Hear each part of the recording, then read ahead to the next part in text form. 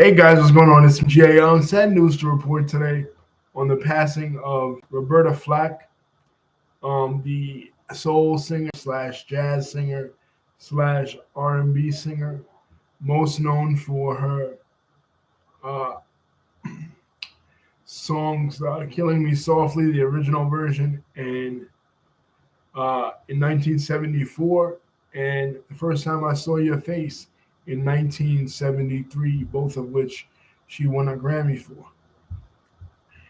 Yeah, she was born in 1937 in North Carolina. Uh, her father was an Army veteran, and she was talented at music at a very early age. She was almost a prodigy.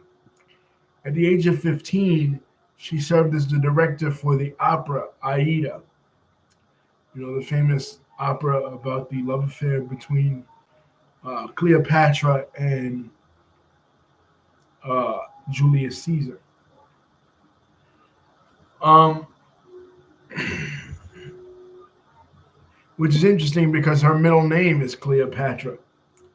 But anyway, she from there, she studied music as well as English at Howard University.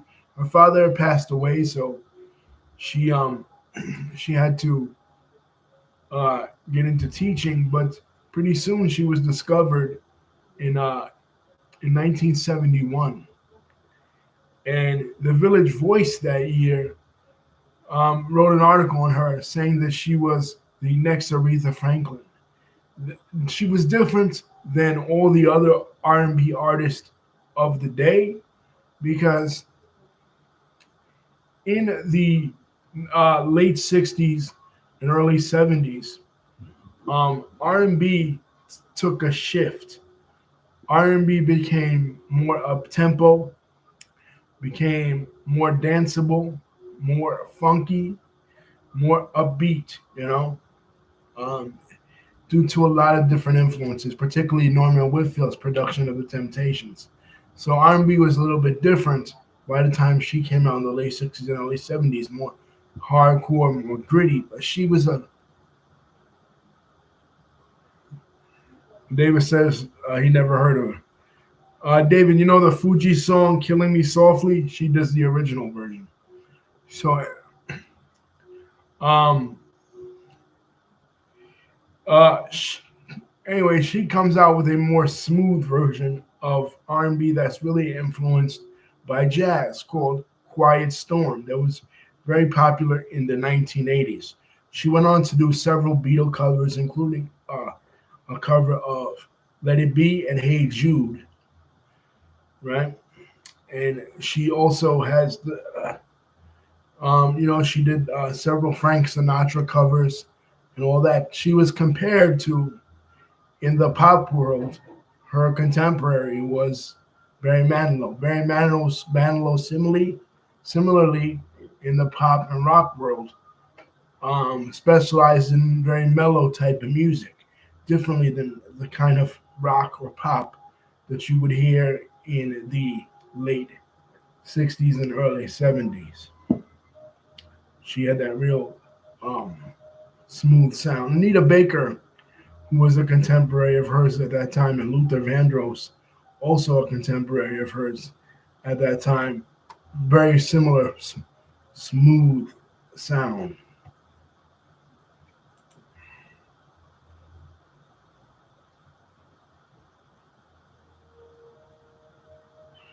Um, in 1972, along with Donny Hathaway, she recorded "The Closer I Get to You," with a duet with Donny Hathaway in 1970. So basically, all throughout the 60s,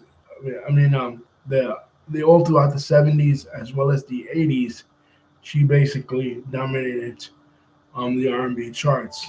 You know, with